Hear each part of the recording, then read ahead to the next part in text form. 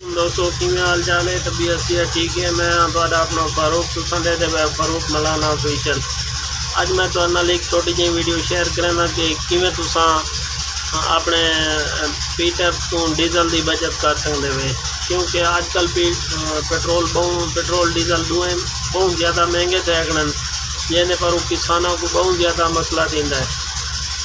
आओ आज दे दें डीजल की तुसां किमें बचत कर सकते हो।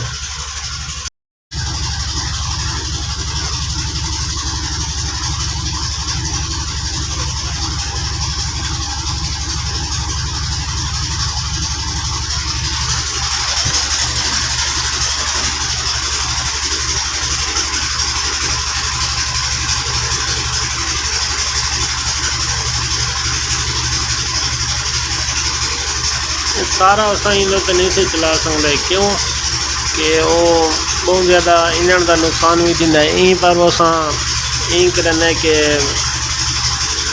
एयर कैलेंडर एक ला के इन्हें डीजल तुसा थोड़े डीजल नाल भी ज़्यादा रकबा पिला सकते हो।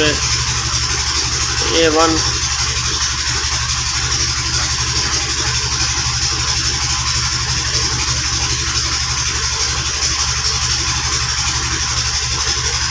देखो असा थोड़ा जिहा LPG वधेसूँ तो इन्हें पानी दबो दब आसी जी दोस्तों दे पे तुसा पानी दिया मंडा कढ़ेना भी है।